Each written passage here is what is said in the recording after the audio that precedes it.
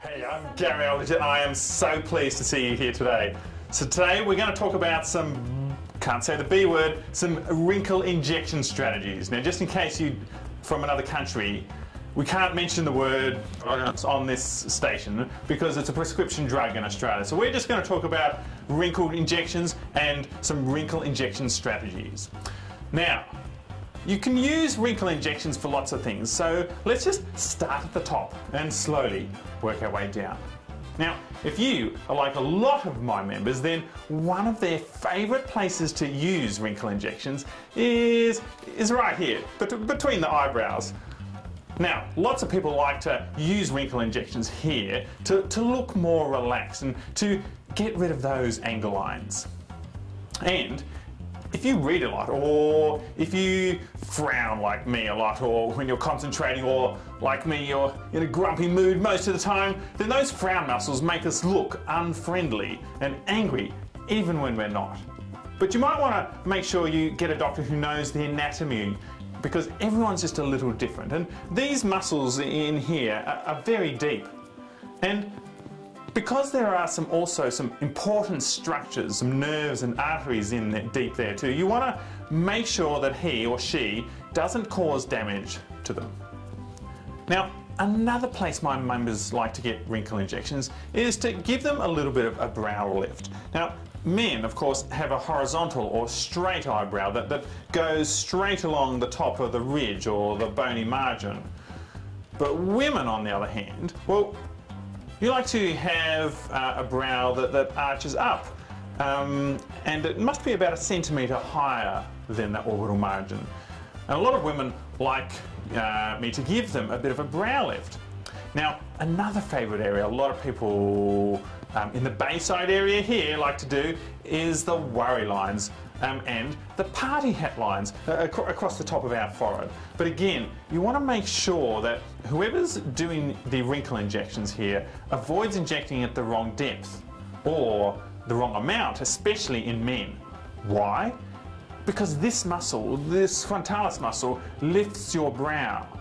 And if someone injected it wrong, if they injected the wrong amount or at the wrong depth, then your eyebrows will be hanging around your knees. Your brow will drop and people will think that you're angry. And you probably will be, because you won't be able, when you understand it takes months for this to wear off sometimes. Now, another place to get wrinkle injections is in the eyelids. Now, this can make your eyes look just a little bit younger looking. This also is great. A lot of Asian women like to do this to open their eyes just a little bit, to make them rounder, and it helps all of us to look a little younger. Now, a lot of women here in the Bayside suburb of Mentone love the beach here, but what they don't like is how the bright sunlight can make us squint. So a lot of women in Mentone like to get me to treat the wrinkles around the eyes here, the crow's feet.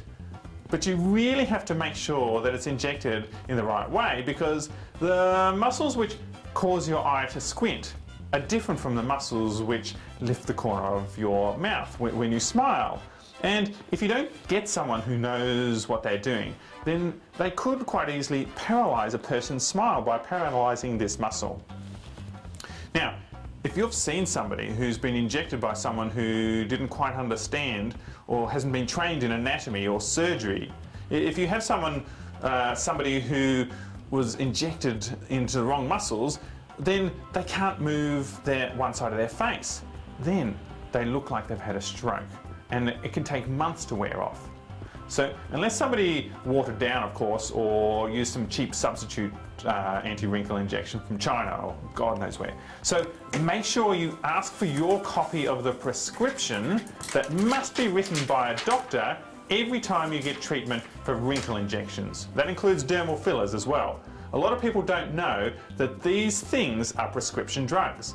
Wrinkle injections or dermal fillers are what we in Australia call Schedule 4 drugs or Schedule 4 medications. And there's reasons why there are laws controlling these things, because they can be dangerous in the wrong hands. Now, a lot of women here in Mentone or in Melbourne like to get a little nose job, and we can do this by injecting just a little bit of wrinkle injection in the nose. and maybe using just a little dermal filler as well. Now, some people suffer with a gummy smile. You know, this is where when they smile and their top lip curls inwards and you can see their gums. Well, if we inject just the tiny right amount of anti-wrinkle injection just under the nose, then we can stop that from happening. People really feel grateful for this. Now, a lot of people here in Melbourne or in Mentone like to fix these creases that come down from the corners of the mouth. We call these the bitterness creases, and we can also sometimes use a little bit of wrinkle injection here. Usually you want to treat this area with some dermal filler, but a little bit of wrinkle injection can also be really good too. To treat another area people like to treat is the chin. Some people get this kind of like orange peel skin texture over the chin, and that makes them look old. So if we inject just the right amount of wrinkle injection in the right spot here, you can make your chin look softer. Now, as we get older, more and more people realise that no matter how young and beautiful we can make your face, it won't look natural if you don't remember to keep your neck and your hands looking the same age as well. So, because the skin of our neck gets thin and because these long skinny strap muscles, the platysma, start to stick out more, we can fix this with some wrinkle injections as well. Okay, I'm Gary Eldridge at Bayside Swan Skin Clinic, and I'll talk to you later.